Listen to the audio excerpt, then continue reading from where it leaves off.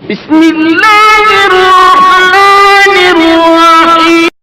درس قرآن و فقہ اور اصلاح معاشرہ چینل علوم القرآن ZHB سبسکرائب کیجیے۔ ایک ہدیہ اور تحفہ بھی دیا، اور وہ ایک بادشاہ کی بیٹی تھی جسے وہ قید کر کے لایا تھا، جس کا نام حاجرہ تھا۔ پتہ نہیں اس کی دعا بھی کیا تھی۔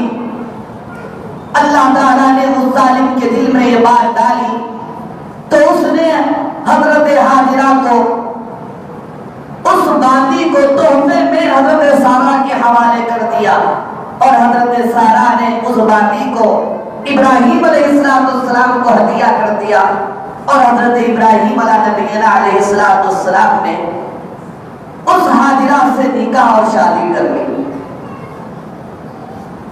اس کے بعد اپنے بھتیجے حضرت لوط علیہ السلام کو ایک علاقے کا ذمہ دار بنا دیا، علاقہ صدوم کا۔ اللہ تبارک و تعالیٰ نے حضرت لوط علیہ السلام پر وحی نازل فرمائی، اپنا رسول و پیغمبر بنایا، اور دعوت توحید اور ایمان کی ذمہ داری انہیں سونپی۔ اور ادھر حضرت ابراہیم علیہ السلام جب سفر کر کے ملک شام پہنچے تو ان کی عمر تقریباً 85 برس یا 90 برس ہو چکی تھی، لیکن ابھی تک وہ اولاد کی نعمت سے مالا مال نہیں تھی۔ مگر بزرگوں اور عزیز دوستوں، مایوسی کفر ہے، چاہے عمر کتنی ہی کیوں گزر نہ جائے اور بیت نہ جائے۔ بعض جوڑے اور بعض میاں بیوی بہت جلد نا امید ہو جاتے ہیں بچوں کے نہ ہونے پر، اور خاندان والے، بستی والے خاموش نہیں بیٹھتے، تانے مارنا شروع کر دیتے ہیں کہ یہ بان ہے، لا ولد ہے، ان کی پیڑھی اب ختم ہو جائے گی، ان کی نسل ختم ہو جائے گی۔ اولاد کا کارخانہ اور فیکٹری کیا انسان کا کام ہے؟ یہ تو خالق کائنات کا کام ہے۔ اولاد دینے والا کون ہے؟ وہ اللہ ہے۔ دینے پر آئے تو اپنے دشمنوں کو درجنوں بیٹے دے دے، اور نہ دینے پر آئے تو اپنے خلیل ہی کی گود کو اولاد کی نعمت سے خالی رکھ دے۔ فعال لما یرید، اپنی مرضی کا مالک ہے، کوئی اس کے اوپر زبردستی نہیں کر سکتا ہے۔ حضرت ابراہیم علیہ السلام مسلسل دعاؤں میں لگے ہوئے، رب العالمین کو پکار رہے ہیں اور دعا کر رہے ہیں، اے رب العالمین، اے ارحم الراحمین، اے اکرم الاکرمین، میں نے آپ کے لیے سب کو چھوڑ دیا، گھر بار، کاروبار، خاندان، رشتہ دار سب چھوڑ دیا، اپنے وطن کو چھوڑ دیا اور ہجرت کر کے یہاں پر آ گیا۔ ربی ہب لی من الصالحین، اے میرے پروردگار مجھے نیکوکار بیٹا نصیب فرما۔ حضرت ابراہیم علیہ السلام نے کون سا بیٹا مانگا؟ ربی حب لی من الصالحین، صالح بیٹا مانگا، نیک بیٹا مانگا۔ معلوم یہ ہوا کہ اولاد اللہ کی نعمت ہے، لیکن اس سے بڑی نعمت یہ ہے کہ اولاد نیک ہو، اولاد صالح ہو، اولاد فرما بردار ہو، اولاد اطاعت گزار ہو، اولاد تعلیم یافتہ ہو، آوارہ نہ ہو، مجرم نہ ہو، ملزم نہ ہو۔ وہ اولاد جسے دیکھ کر کے ماں باپ کی آنکھیں ٹھنڈی ہو جائے، اور یہی دعا حضرت زکریا علیہ السلام نے بھی کی تھی اولاد کے لیے۔ ربی هب لی من لدنک ذریۃ طیبہ انک سمیع الدعاء، اے اللہ مجھے نیک اولاد نصیب فرما، اس لیے کہ آپ دعاؤں کو سننے والے۔ اور اللہ تعالیٰ نے یحییٰ علیہ والسلام جیسا عظیم فرزند عطا فرمایا، جنہیں اللہ نے بچپن ہی میں نبوت کا تاج سرفراز فرمایا تھا۔ آئیے آپ غور کیجئے، حضرت ابراہیم علیہ السلام نے اللہ سے کون سا بیٹا مانگا؟ ربی ابلی من الصالحین، صالح بیٹا مانگا، لیکن رب العالمین نے کون سا بیٹا دیا اور کون سے بیٹے کی بشارت اور خوشخبری سنائی؟ فبشرناہ بغلام حلیم، فبشرناہ بغلام حلیم، مانگا تھا صالح بیٹا اور اللہ نے خوشخبری سنائی حلیم بیٹے کی، بردبار بیٹے کی، صبر و تحمل رکھنے والے بیٹے کی۔ اللہ تعالیٰ نے بیٹا بھی دیا اور ساتھ میں امتحان کا پرچہ بھی دیا۔ حکم ہوا کہ میرے خلیل اب تم اپنی چہیتی بیوی اور اپنے اکلوتے لگتے جگر کو نور نظر کو میرے نام پر بے آب ہو گیا، جہاں نہ پانی ہے نہ دانا، نہ آدم ہے نہ آدم زاد، ویرانے کے اندر چھوڑ کر آؤ۔ ابراہیم علیہ السلام نے جھوٹ جھلا نہیں کیا اور کچھ پوچھا نہیں، کچھ سوال نہیں کیا۔ ہم ہوتے نا پتہ نہیں کتنے سوالات کرتے، یہ بھی کوئی عقل میں آنے والی بات ہے؟ اللہ میاں دودھ پیتے بچے کو جنگل میں چھوڑ کر آؤ، ہماری عقل میں آنے والی بات نہیں ہے۔ بجائے اپنے اعمال کو دیکھنے کے آج ہم لوگوں کی عادت اللہ ہی پر اعتراض کرنے کی پڑ گئی۔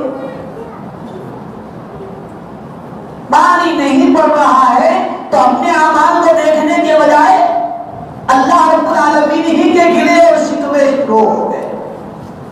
کیا صاحب 3 دن نماز پڑھ کے آئے، پہلے کچھ تو بھی ہو رہی تھی بارش، وہ بھی ختم ہو گئی۔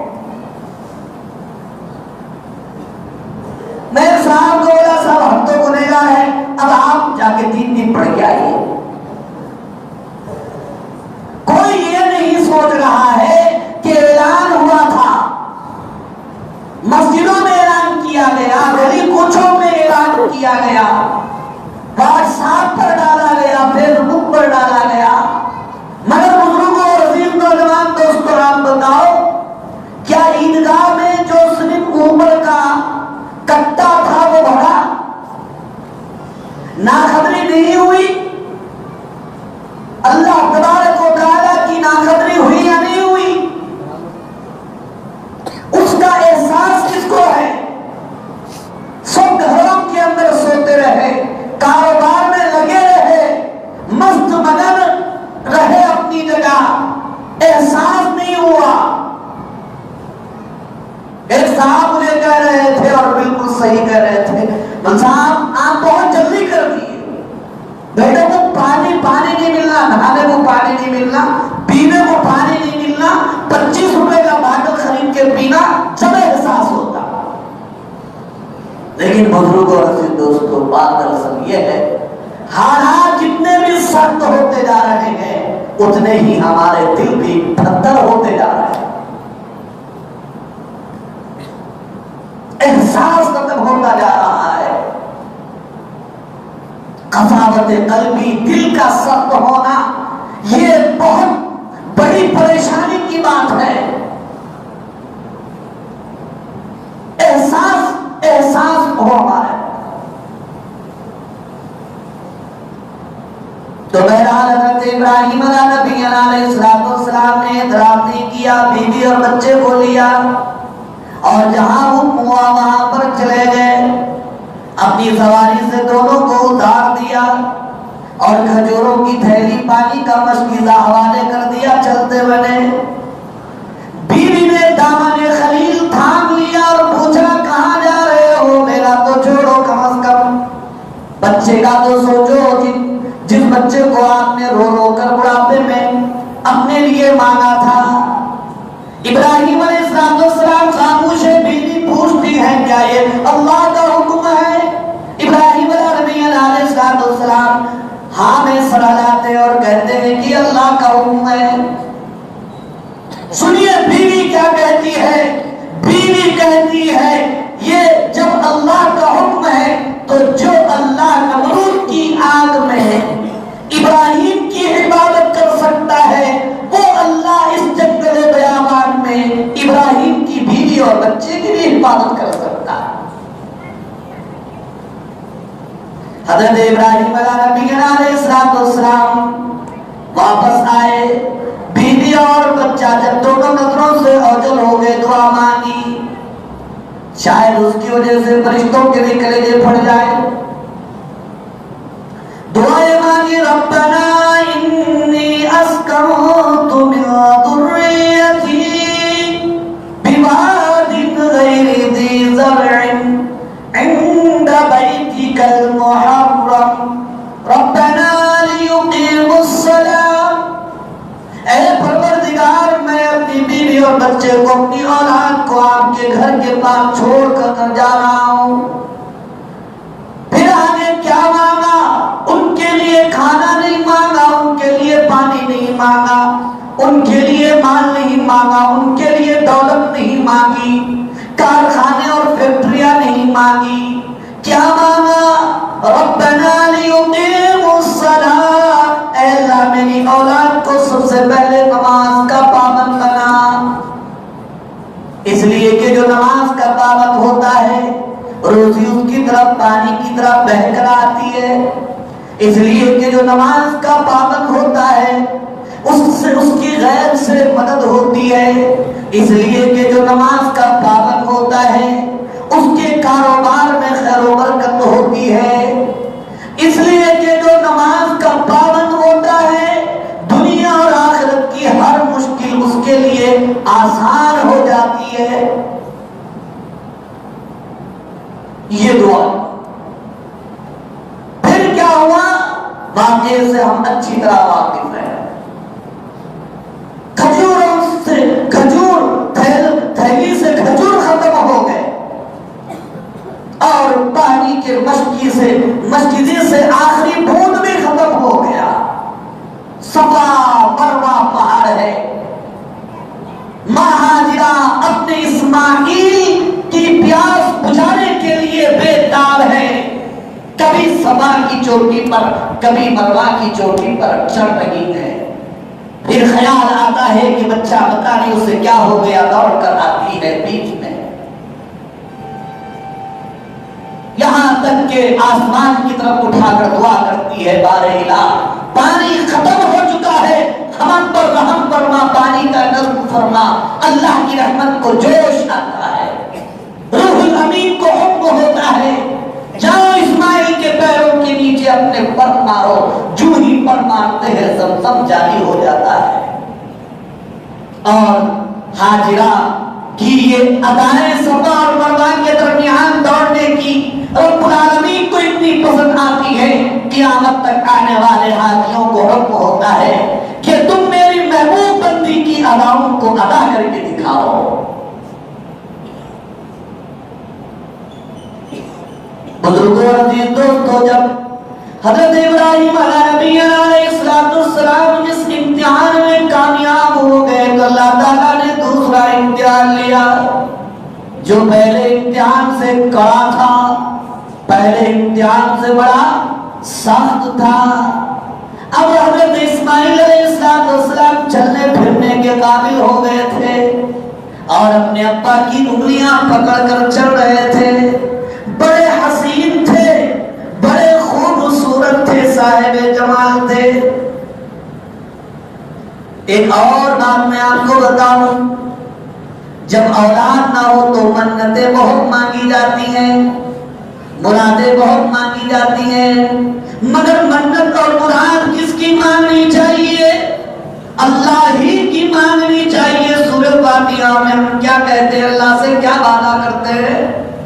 الحمدللہ رب العالمین، تمام تعریفیں اس اللہ کے لیے ہے جو پوری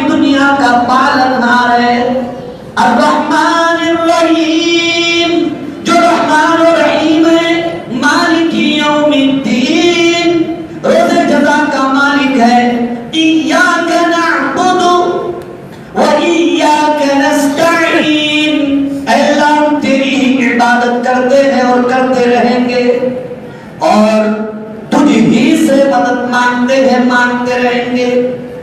حضرت ابراہیم علیہ السلام نے بھی اسماعیل علیہ السلام کی پیدائش کے لیے ایک منت مانگی تھی کہ اگر اللہ مجھے بیٹا دے دے گا تو میں اللہ کے نام پر قربان کر دوں گا، لیکن منت بیٹے کی خوشی کی وجہ سے ذہن سے نکل گئی تھی۔ اب بیٹا جب چلنے پھرنے کے قابل ہو گیا تو اللہ نے خواب میں اشارہ فرما دیا، وہ اسی مہینے کی ماہ ذی-الحج کی آنے والے مہینے ماہ ذی-الحج کی 8 تاریخ کی رات تھی۔ خواب دیکھا کوئی کہہ رہا ہے کہ بیٹے کو ذبح کر دو، اور بعض مفسرین نے فرمایا کہ ابراہیم علیہ السلام خود اپنے آپ کو دیکھ رہے ہیں کہ اپنے بیٹے کے گلے پر چھری چلا رہے ہیں۔ 8 ذی-الحجہ کا دن آیا، ابراہیم علیہ السلام فکر میں سوچو بچار میں پڑ گئے، یہ خواب ہے، اس کی تعبیر کیا ہے؟ اسی لیے 8 ذی-الحجہ کو کون سا دن کہتے ہیں؟ یوم الترویہ، فکر کا دن۔ پھر دوسری رات آئی ہے 9 ذی-الحجہ کی، پھر وہی خواب دیکھتے ہیں، تو پھر 9 تاریخ کو پہچان لیتے ہیں، جان لیتے ہیں، اپنی منت تو یاد آ جاتی ہے، یہ خواب یہی ہے، سچ ہے کہ میں اپنے بیٹے کو ذبح کر دوں۔ اس لیے 9 تاریخ کو کون سا دن کہتے ہیں؟ یوم عرفہ۔ عرفہ کے معنی پہچان کا دن، پہچان لیا، بس یہ تو اپنے بیٹے کو ذبح کرنے کا حکم دیا جا رہا ہے۔ پھر تیسری رات وہی خواب دیکھا، 10ویں ذی-الحجہ کی رات، پھر صبح میں اپنے بیٹے کے گلے پر چھری چلا ڈالی، جسے یوم النحر کہا جاتا ہے، جسے ہم بقرعید کا دن کہتے ہیں، یوم النحر ہے وہ یقین۔ بزرگوں رفیق دوستو، حضرت ابراہیم علیہ السلام کی سیرت میں میرے اور آپ کے لیے بے شمار نصیحت ہے۔ اگر اللہ تعالیٰ چاہتے تو حضرت جبرائیل امین کو براہ راست بھیج کر حکم فرماتے، اے ابراہیم تم اپنے بیٹے کو ذبح کر دو اپنی منت کے مطابق، لیکن اللہ نے اس کے بجائے خواب میں اشارہ فرمایا۔ اس میں بھی دراصل حضرت ابراہیم علیہ السلام کی بڑی عظمت ہے، اس لیے کہ آدمی جب خواب میں کوئی چیز دیکھتا ہے اس کی تعبیر کرتا ہے، ٹال مٹول کرتا ہے، پتہ نہیں کیا مطلب ہے۔ کون ہے جو خواب میں دیکھ کر اپنے بیٹے کے گلے پر چھری چلا ڈالے؟ آپ میں سے کوئی کہے کہ صاحب میں خواب تو اللہ دکھایا، مجھے نہ چلائے تو پھر بتاؤں گا آپ کو، لیکن ایک بات میں آپ کو بتاؤں، نبی کا خواب حکم کے درجے میں ہوتا ہے، وحی کے درجے میں ہوتا ہے۔ آپ میں اگر خواب میں دیکھے بیٹے کے گلے پر چھری چلا رہے ہیں، صبح میں چھری چلا دیے، بیٹا بھی کر جائے گا، دھوکہ تو جب تک نہیں آئے گا اور گنہگار بھی ہو جائیں گے۔ اب خوابوں سے کام چلنے والا نہیں ہے، شریعت میں جتنا ہے اتنا ہی کرنا ہے۔ اچھے خواب ہیں من جانب اللہ بشارت ہے، برے خواب ہیں شیطان کی طرف سے حملہ ہے، حدیث میں کہا ہے۔ اس خواب کے ذریعے سے بھی حکم ہوا حضرت ابراہیم علیہ السلام کو، ان کی کمال اطاعت دیکھیے، خواب ہے، بول کر ٹال مٹول سے کام نہیں لیا اور اس کو پورا کیا عجیب انداز سے۔ قرآن نے اس کو ذکر فرمایا، فَلَمَّا بَلَغَ مَعَهُ السَّعْيَ قَالَ يَا بُنَيَّ إِنِّي أَرَىٰ فِي الْمَنَامِ أَنِّي أَذْبَحُكَ فَانظُرْ مَاذَا تَرَىٰ۔ جب بیٹا چلنے پھرنے کے قابل ہو گیا تو حضرت ابراہیم علیہ السلام نے کہا، میرے بیٹے میں نے خواب دیکھا ہے، تم کو ذبح کر رہا ہوں، تمہارا کیا خیال ہے، تمہاری رائے کیا ہے؟ کتنے بہترین انداز سے اپنے بیٹے سے پوچھا ہے۔ یہ دراصل ماں باپ کو بھی سبق ہے کہ اولاد ہے تو ان کا احترام کرو، ان کی عزت کرو، ان سے کام بھی لینا ہے حکمت کے ساتھ لو اور عزت کے ساتھ لو۔ ابراہیم علیہ السلام نے کہا اسماعیل کہاں گیا میاں؟ میں رات میں خواب دیکھا ہوں، آ جا ادھر سو جا، گلہ کاٹ لوں گا تیرا۔ تب بھی اسماعیل علیہ السلام میرے اور آپ کی طرح نہیں تھے، تیار ہو جاتے تھے، لیکن ابراہیم علیہ السلام نے بتا دیا بندو مارا کراتا، بیٹے تمہاری رائے کیا ہے؟ اس لیے مفسرین نے سوال اٹھایا، یہ تو اللہ کا صاف حکم تھا، ابراہیم علیہ السلام نے رائے کیوں مانگی اپنے بچے سے، اپنے بیٹے سے؟ کیا اگر اسماعیل علیہ السلام یہ کہتے نہیں ابا جان میری رائے یہ ہے، میں اس کے لیے تیار نہ ہوں، نہیں ہوں، تو ابراہیم علیہ السلام پیچھے جاتے تھے؟ نہیں، ابراہیم علیہ السلام کا مکمل عزم تھا، ارادہ تھا، اللہ کے حکم کو پورا کرنا تھا، لیکن اس کے باوجود اپنے بیٹے سے سوال کیا تاکہ یہ معلوم ہو جائے کہ اولاد سے کام کس انداز سے لینا ہے۔ فانظر ماذا ترى، تو اسماعیل علیہ السلام بھی کیسے ہیں، کیسے پرزن ہیں اور کیسے بیٹے ہیں۔ باپ نے جان مانگی تو جان دینے کے لیے تیار ہو گئے، قربانی کا مہینہ آ کر کے دنیا بھر کے بچوں کو اور دنیا بھر کے بیٹوں کو اسماعیل علیہ السلام کی سیرت سبق دیتی ہے کہ جہاں تم اللہ کے نام پر اپنے آپ کو قربان کرو، وہی اپنے ماں باپ کے حکم پر بھی اپنے آپ کو مٹاؤ۔ حضرت اسماعیل علیہ السلام نے کیا فرمایا؟ یا ابت افعل ما تؤمر ستجدنی انشاء اللہ من الصابرین۔ اے میرے والد محترم، آپ کو جو حکم ملا ہے وہ پورا کیجئے، انشاءاللہ آپ مجھے صبر کرنے والوں میں سے پائیں گے۔ کتنا پیارا جملہ استعمال کیا، یہ نہیں فرمایا آپ مجھے صابر پائیں گے، میں صبر کر کے دکھاؤں گا، چیلنج نہیں کیا، اور یہ کہا من الصابرین۔ دنیا میں بہت سارے لوگ صبر کرنے والے ہیں، ان میں میں بھی ہو جاؤں گا۔ وہ بھی فرمایا انشاءاللہ، اگر اللہ چاہے تو یہ کام ہوگا، اس لیے کہ آپ کی چاہت ہے مجھے ذبح کر ڈالے، اور میری بھی چاہت ہے ذبح ہو جاؤں گا، مگر ہوگا وہی جو اللہ چاہے گا، انشاءاللہ من الصابرین۔ بہرحال اس کے بعد کا واقعہ آپ حضرات کے سامنے آئندہ جمعہ بیان کیا جائے گا۔